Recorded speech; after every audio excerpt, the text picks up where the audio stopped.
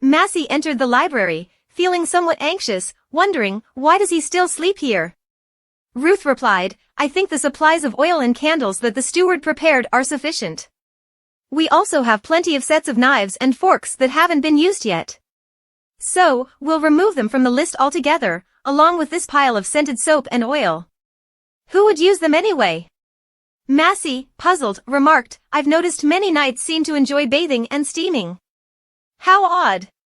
He taunted, you think those men might use such luxuries? Even with their faces swollen and red. Ruth retorted, they simply need to buy enough for themselves. Let me add a few more items to the list. Massey, looking at him with curiosity, asked, what would a thrifty person like you want to buy? Massey exclaimed hastily, books, of course. You can't buy books for yourself with the castle's funds. These items are both expensive and wasteful. Ruth sighed, dear madam, knowledge is the most valuable asset. I assure you, I don't buy books for myself.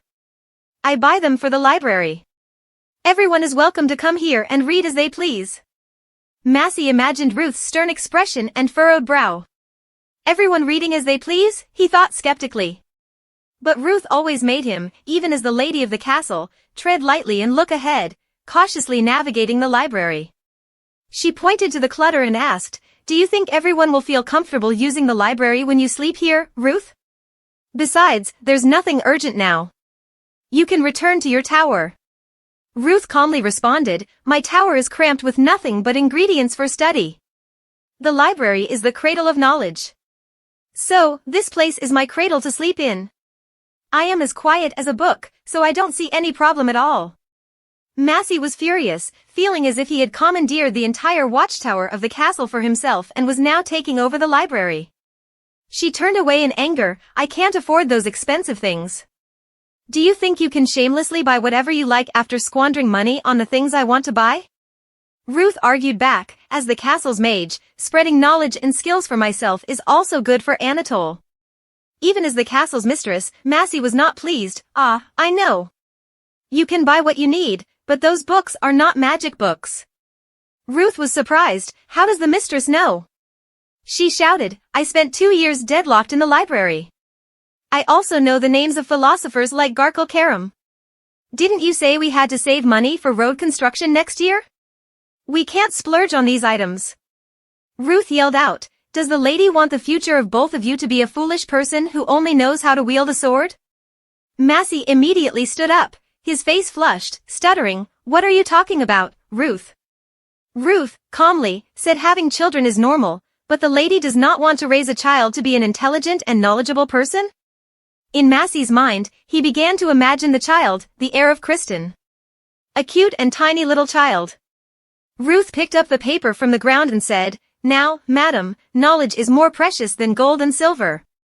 This is the most important and wonderful inheritance that one can pass on to their children. Ruth looked at Massey firmly, who was shocked, and said, what child are you talking about? Ruth exclaimed, waiting until the child is born is too late. Children need knowledge to grow. The next day, in a dark place, a few drops of blood were dripping down, beneath which lay a whole barrel of blood. Someone suddenly raised a knife, coldly staring at the figure in front, then brought it down without hesitation. The man standing there trembled in fear, sir, please let me do it, I beg you, let me do it. He smiled, no, it's fine, Euless said calmly. In the end, we all have to experience what it feels like to end a living being. Those people are frozen in shock. He casually tossed the fish away. At that moment, Massey recalled the words of the steward, the trainee knights have been out fishing since early morning for that person, madam. Now, they've come to the kitchen, ready to serve delicious food. She stood in the kitchen, her face pale with concern. Rodrigo, did he not say everything would be like this? The man reminded her, scenes like this with blood will ruin madam's appetite. Why don't you all wait? Euless, still excited, he chased him away, didn't he? Madam is very brave. She even witnessed the blood spraying like rain from that giant. Madam is the wife of Kristen, the strongest knight on the continent, isn't she? Madam. Massey, embarrassed, of course, yes. What nonsense these things are. They continued eagerly, I've drained all the blood from this fish. Here, I'll chop it into pieces. Massey squeezed her eyes shut for solace, I don't see anything, nothing at all. There's no fish being chopped here. After a while, Euless shouted, all done. The man pushed him aside, saying, leave the cooking to us. He cheerfully told Madam, this is the finest fish from Erden. Everyone will enjoy it. This fish tastes best in the autumn. Madam, have you ever eaten orgy fish? Massey hesitated, not yet. Euless chuckled eagerly while waiting for Madam to share more about the encounter with the wolf pack. Madam, could you please tell us more about the encounter with the wolf pack? Madam hesitated, feeling a bit conflicted. Euless happily held up the large fish and said, Madam, this fish is a gift for you, as a token of gratitude for sharing your story with us yesterday. Massey thought to herself, oh no, now I have to come up with another story. She hesitated as the other two looked at her intently. Massey tried to think and then turned her head to look elsewhere. When she turned back, the others were still watching her, silently laughing to themselves. She thought to herself, they really are focused on me, like little puppies. Clearing her throat, Massey began to recount, we were climbing up the hill, and with each step the knights took. She secretly rejoiced at the thought that she had never imagined she could speak so happily in front of everyone like this. Then she recounted how the heads of the wolf pack were scattered everywhere, bones and blood staining the hillside, and after a while, the kitchen staff brought out a sumptuous meal. Massey looked at the plate of food with sparkling eyes, unable to wait any longer to cut into the meat and taste it. She exclaimed with excitement, so delicious. The meat is so tender and juicy.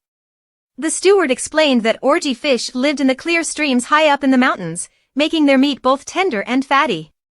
Massey chewed happily, thinking to herself, perhaps that's why the fish doesn't taste fishy, but instead melts in your mouth. The two soldiers eagerly exclaimed, we'll catch more fish for you next time, ma'am. There's nothing better than orgy fish in the autumn. Massey smiled, saying, I look forward to it. That dinner evening passed in tranquility. Massey felt incredibly happy because she had never imagined she would be pampered like this.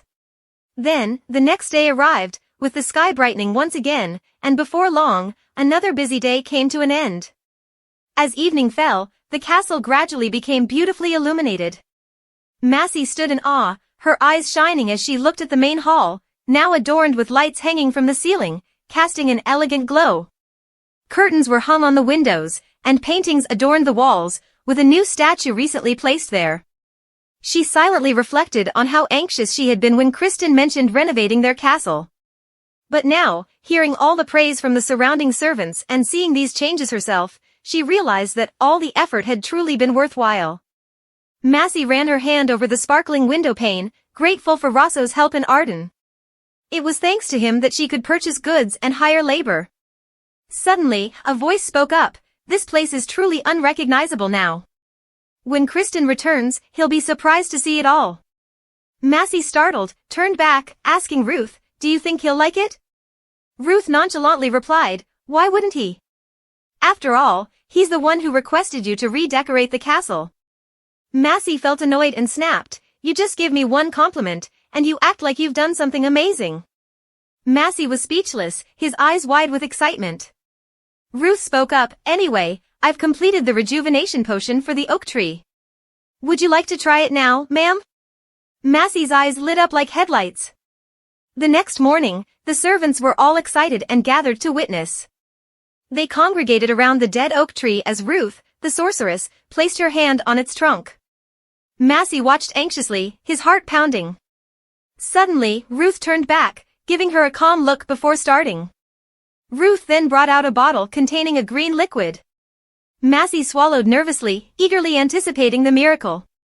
Ruth poured the green liquid onto the oak tree's roots, took a deep breath, and then focused intently on the tree. Suddenly, she stretched her arms to the sky and the earth. Great Mother Earth, please have mercy on us. We beseech you to extend your healing hands to cure the wretched ones with your mighty power. Massey looked on in confusion. Hey, wait. Always been so secretive about his magical incantations like this? I thought he would use some simple spells. She had been healed by the Archbishop hundreds of thousands of times since childhood, but she had never seen them use this type of incantation before. Or perhaps this isn't divine magic? She stole a glance behind her, finding the servants equally excited and impressed. Massey was taken aback, contemplating Ruth's earlier words about how if the servants knew the lady had tried to revive the tree with magic but failed, they would understand and accept if she chopped it down for firewood. Now, the question was how to make them understand the situation. Massey thought to herself, so maybe that's why she's putting on such a show. By doing this, the servants can see that we've tried our best to save the tree. Despite this, she chuckled, I guess she's also enjoying herself a lot. Suddenly, Massey's eyes widened in surprise at the scene unfolding before her. A dazzling light appeared as Ruth concentrated on casting her magic, enveloping the oak tree in a shimmering aura. The servants around them gasped in awe, leaving Massey stunned. Is this Ruth's magic? She wondered, reaching out to touch the radiant energy. It's so beautiful. I didn't know magic could be so warm. Massey looked at the object in her hand, bewildered. What is this? Did I just absorb this light? Suddenly, a voice echoed, unexpected, huh? Ruth looked at her and said, seems like you have an affinity with manna, my lady. Massey was perplexed. Affinity with manna? What does that mean? Ruth explained, the foundation of all types of magic is mana control. Having an affinity with mana means you've met the prerequisite conditions to learn magic. Massey looked at the object in Ruth's hand and wondered, prerequisite conditions to learn magic? She reached out to touch it, pondering whether this meant she could become a mage. The magic in Ruth's hand disappeared as she shrugged, saying it was just a necessary condition, similar to how nimble people would be suited for learning swordsmanship. But that alone wasn't enough to become a mage. Massey withdrew her hand, acknowledging, of course, I'm not skilled enough. Ruth glanced at her, adding, but that's still a rare talent, my lady. Massey was taken aback. What do you mean? Ruth explained, surprised to find that Massey was quite hot-headed, with a knack for taking charge of situations and a dislike for losing. Now, coupled with an affinity for mana, Massey blushed in embarrassment. Ruth continued, reminiscing about their first meeting when she initially thought Massey was a delicate and reserved young lady. The more she learned about Massey, the more she found her fascinating. Massey stammered, it's not like you're praising me. Ruth sighed, I've been working tirelessly for days. Such high praise from this serious insomniac is quite rare. Massey was shocked, recalling the countless times she found Ruth sleeping soundly in the library. She kicked the tree trunk, wondering if their attempt to revive the tree was successful. Despite feeling a bit annoyed, she couldn't deny that Ruth worked diligently. Ruth shrugged, I can't be sure. Massey remained puzzled, why aren't you sure? You looked at the tree and explained.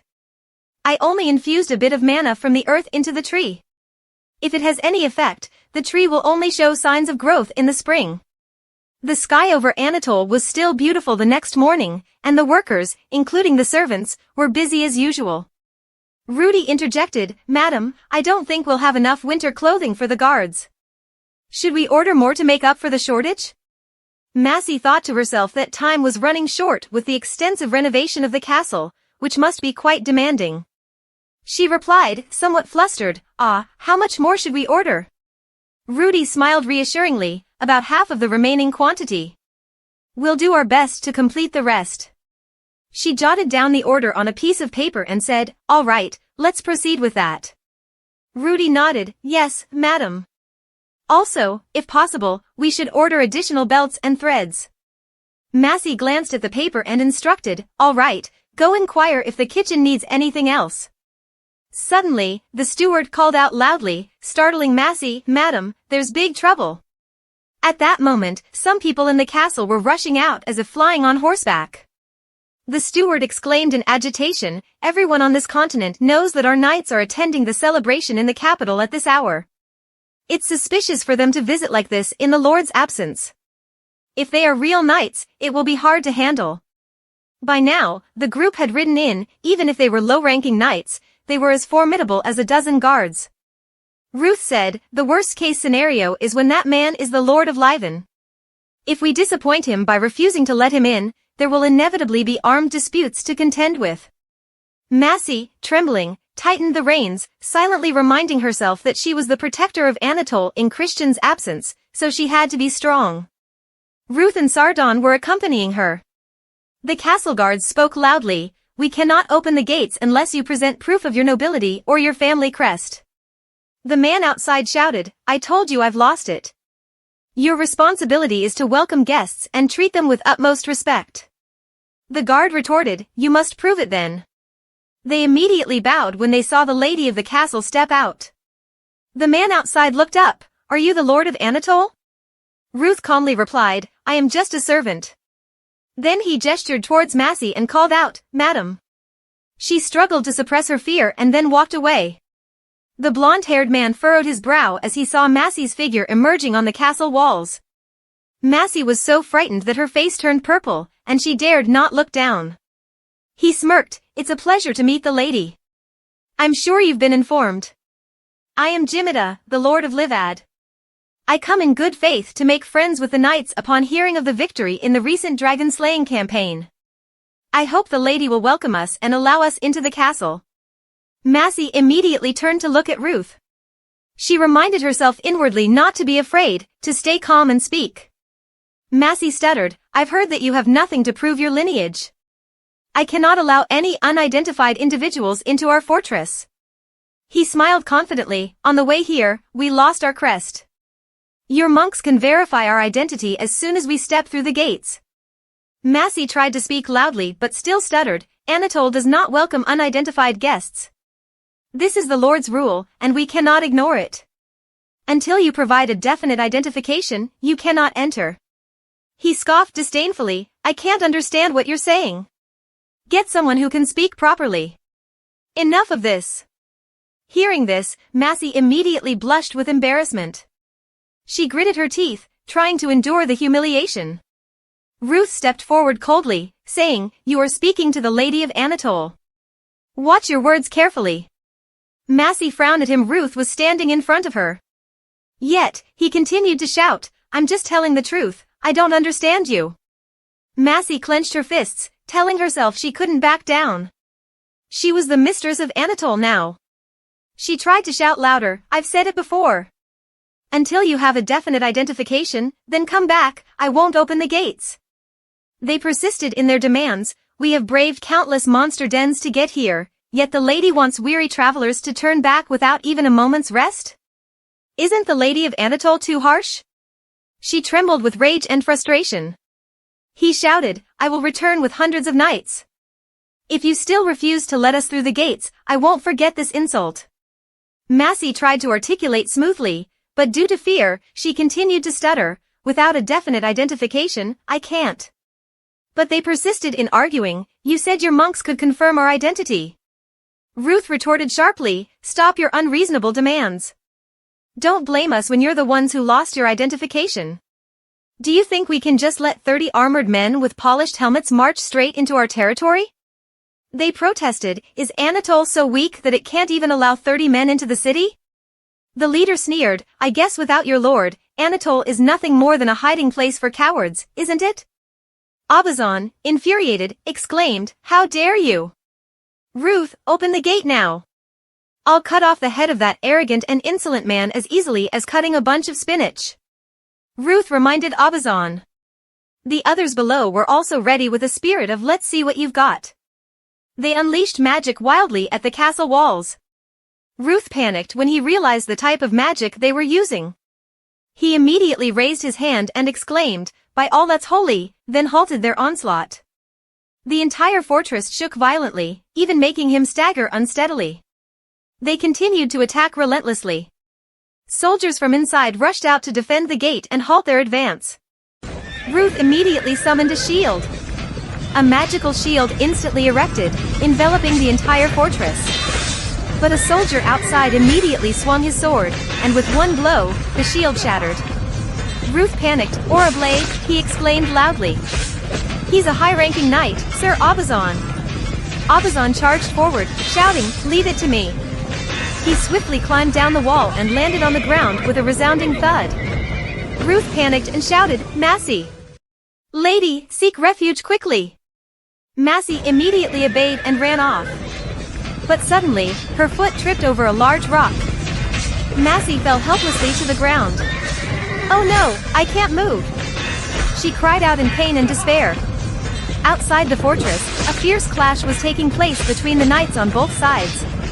Abazan exerted all his strength as he leaped into battle. Both sides were engaged in intense combat.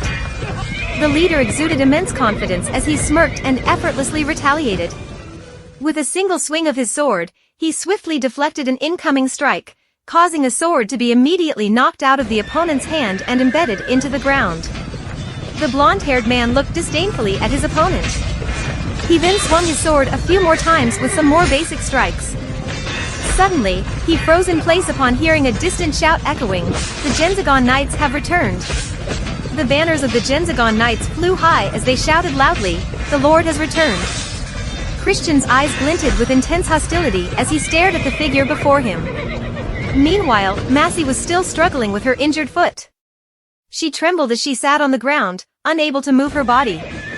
At that moment, Ruth quickly shouted, "Lady!" He swiftly grabbed her hand, urging her to find a hiding place. He lifted her up, instructing her sternly, "We mustn't let them into the fortress." Ruth ordered the soldier, "Quickly escort the lady to safety." Suddenly, Massey jolted when she heard the tumultuous shouts. She was terrified to the point of turning pale. Outside, everyone was in a panic, shouting, "Go home quickly! Close all doors and windows!"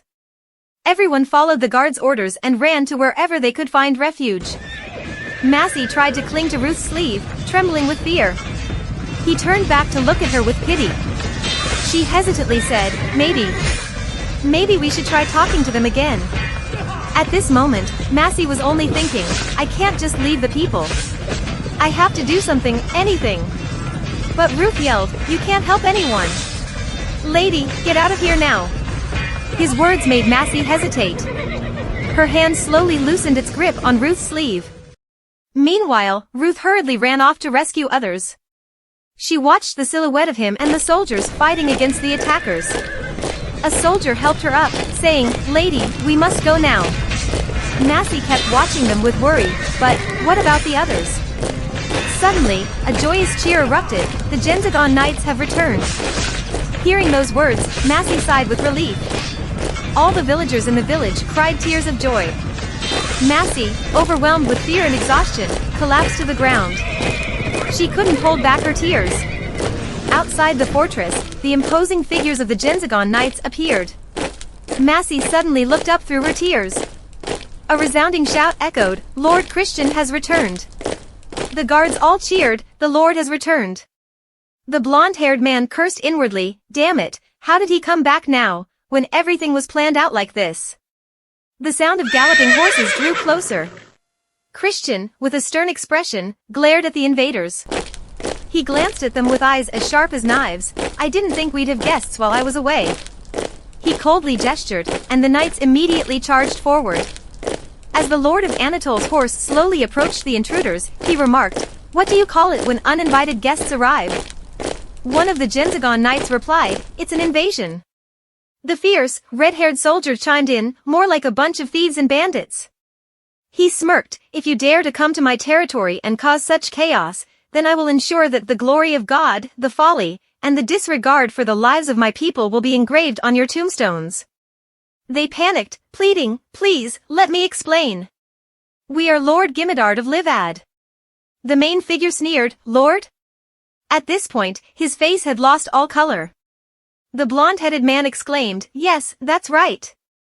And your people insulted me by asking for my identity and then refusing to let me into." This little skirmish was just a bit of loss of control. Christian's anger flared as he glanced towards the gate of the fortress. There was now a gaping hole, and several Anatol soldiers lay injured amidst the debris, with swords scattered everywhere. He sneered, "Did you just call this a little skirmish?" Christian rode his horse closer to the Lord of Livad, his anger boiling, gripping his reins tightly and drawing his sword. The unfamiliar man, who had been aggressive moments before, now seemed meek and apologetic. "I'm sorry for losing my temper. Can we end the misunderstanding here?" He recoiled in horror and fell silent immediately as the tip of Christian's sword was thrust toward his throat with lightning speed. Christian glared, "That's an act of war. You brought soldiers to our gate and attacked. If that's not deliberately provoking a conflict, what is it? In return, I'll chop off your head and flatten everything in your territory, won't I? He sneered, grumbling, do you want to break the peace treaty of 7 nations? Our king will never forgive you. Kristen calmly stated, you have forfeited the protection of the nation the moment you attacked the gate. He remained obstinate, I have hundreds of knights pledged to Kelward. If you kill me, it will spark a war. Kristen, the true man he was, growled, well then, I eagerly await. His brows furrowed with anger, then without hesitation, he raised his sword and added, your move. Just as he was about to strike, a loud call interrupted, Kristen.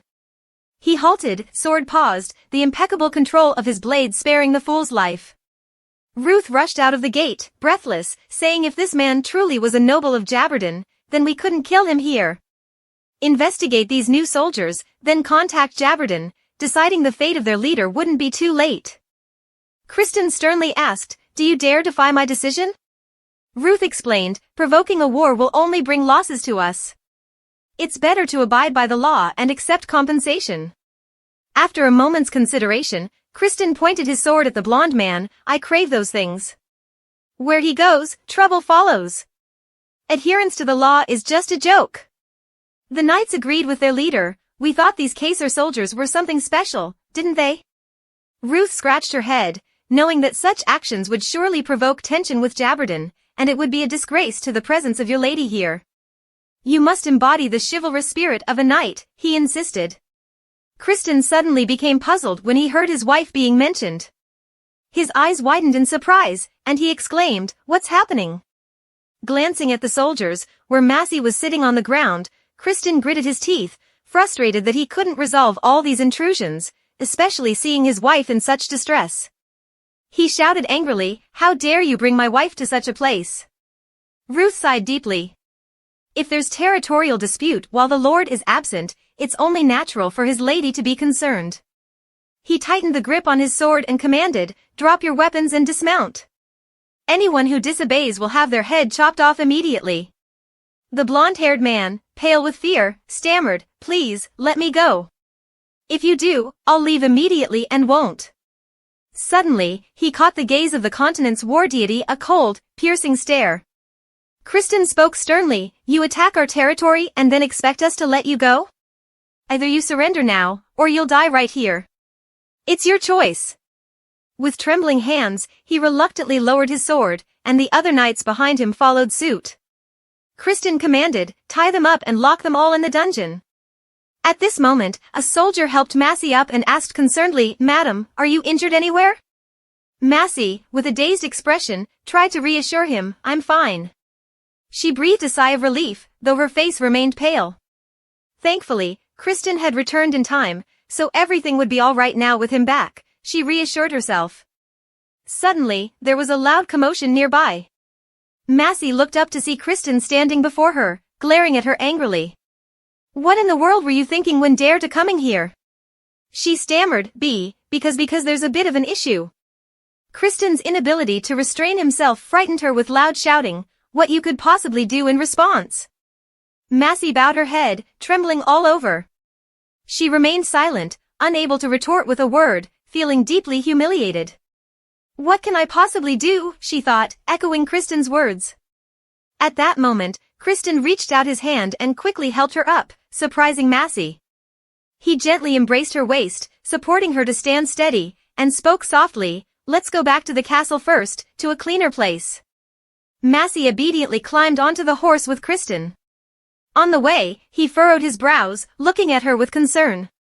The gentle breeze swept through the Anatole region.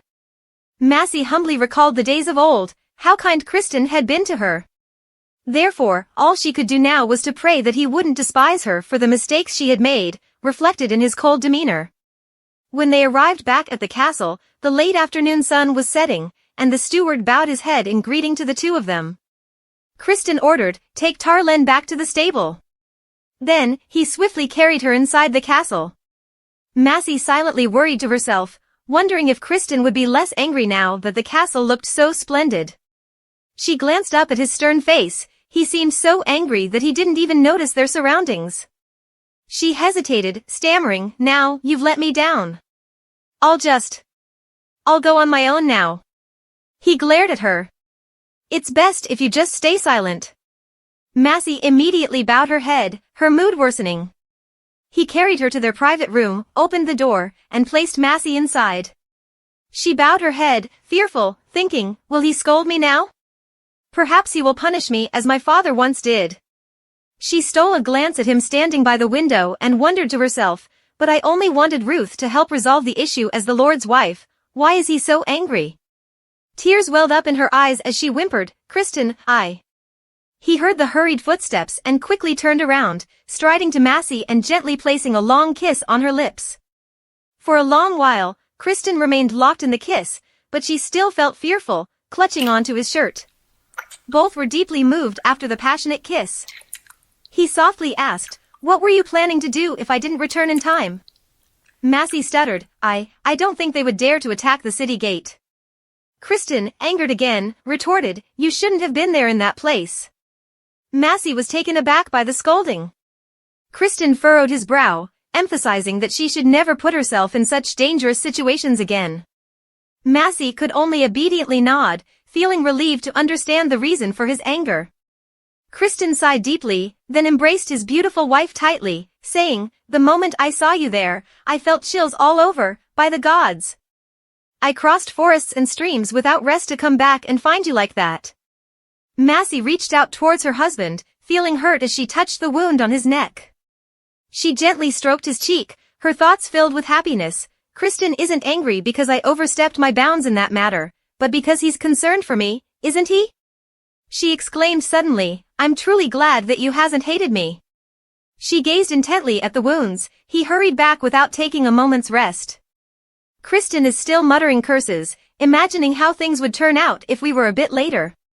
"Damn it!" Massey stuttered, I didn't mean to make you worry, Kristen. I'm sorry." He looked at her from top to bottom, checking if she had any injuries. Massey replied, "I'm fine now." He tossed the heavy armor onto the floor and removed all the gloves. "Let me see," he said. Suddenly, Massey felt a bit embarrassed as Kristen leaned down to inspect her. He said, "I want to check for myself." He slowly peeled away each layer of Massey's clothing, his expression stern. "If you have a scratch, I'll behead one of them," he declared. "The layers of your clothing are being peeled off." Then he kissed her chest, and continued lamenting, "For each bruise I find on your body, I will chop off as many heads to compensate." Massey clenched her fists, trying not to whimper under that passionate kiss. Suddenly, Christian froze. "Here," he looked at the bruise on her shoulder and pointed out to her, "One of them will lose their head." She tried to explain, "This bruise is from me. I bumped into the bookshelf at the library." He frowned, "Don't lie." She stammered, No, I'm not lying." Christian didn't say anything but immediately picked her up. Massey pleaded, "Christian, it's true. I'm not hurt." He laid her down on the bed. "I'll talk to you later, and I'll check it myself." Then he began to undress and gently stroke Massey's thigh, causing her to bite her lip immediately. He abruptly stopped when he saw blood on Massey's knee. She was trembling with worry. Christian furrowed his brows. "This wound marks the end for them." Massey suddenly remembered the words of the blonde leader, "If you kill me, there will be a real war." She quickly sat up and explained, I got scratched from falling down by myself. It doesn't hurt at all. Please don't kill anyone." Her hot-tempered husband clenched his fists in anger. "They not only dare to invade our territory but also harm my wife. Wiping them out is not enough. If not made an example of, there will always be someone plotting against us." Massey stammered, feeling as sharp as a knife as she thought, "He's just returned, and he's already glaring at me with such a sharp gaze." She silently acknowledged that she didn't intend to complain. Massey tried to express, if war broke out, he would have to leave again, and she would be left alone once more. In her heart, she hoped he wouldn't go anywhere, even if it sounded a bit childish. Kristen immediately raised his hand to caress her cheek. He lifted her face slightly, then gently kissed Massey, giving her a deep kiss. Kristen embraced her body, causing her to flinch slightly. He breathed heavily, overwhelmed by the emotions surging within him. "What have you done to me?" he murmured. I can't think of anything but you. The past few weeks have felt like an eternity. Saying that, Kristen put his head on her chest and he bent down and kissed Massey's leg. She let out a few small groans. My body was burning. Massey reached out to him, thinking in his mind that she wanted him to get closer. He immediately took her hand and smiled. Be patient, really, you've made me like this. He immediately pressed on her. Massey was dumbfounded, her cheeks flushed.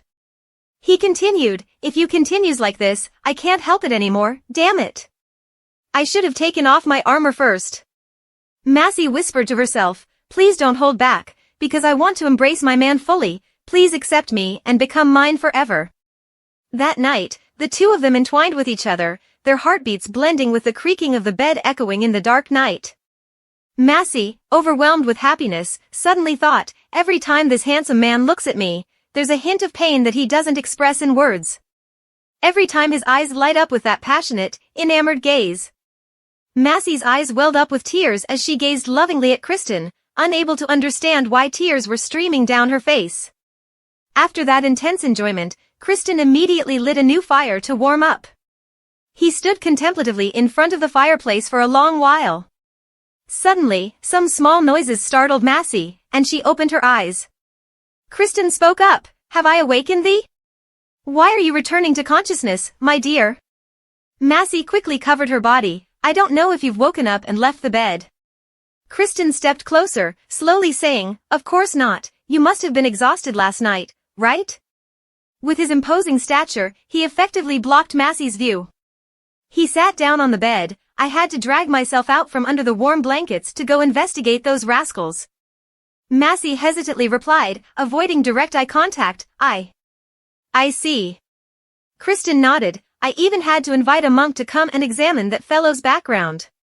Massey tensed up, so did he tell the truth? Kristen recounted, he claimed to be the noble of Livad. Massey silently pondered, wondering if she had made a mistake. If she had just allowed him into the castle. Kristen continued, but he lied. He's not the Lord Kelrad, nor is he the heir. When his half-brother was declared the rightful heir, he stole the family heirloom and fled to Erden. I suspect he's wandering with a group of knights, hearing rumors about the massive treasure hoard we brought back from the dragon's lair. He gently brushed aside his wife's hair, causing Massey's cheeks to flush. She hesitantly asked, did he come here to harm you? Kristen chuckled, he's not that mad. He probably planned to sneak in and snatch the treasure when our knights were out of the fortress and hightail it back to Livad. I reckon he didn't think I could return from the capital to Anatole in just 8 days. He arrived at the worst possible moment, didn't he? No, it's because I returned just in time. If I hadn't hurried back home, things could have been much worse. He gently kissed Massey's shoulder. Suddenly, she caught a whiff of a floral fragrance. Massey remembered Ruth's criticism that knights wouldn't use floral-scented soap. Thinking about it, she couldn't help but chuckle.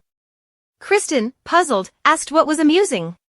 Massey, blushing, said, your hair smells like roses. Kristen, feeling shy, ran his hand through his hair.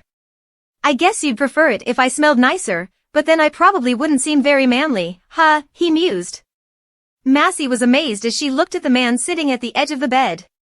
She couldn't believe she had once thought this man would be as violent and terrifying as her father. She reached out and embraced Kristen's face gently. I never dared to imagine you could be like this.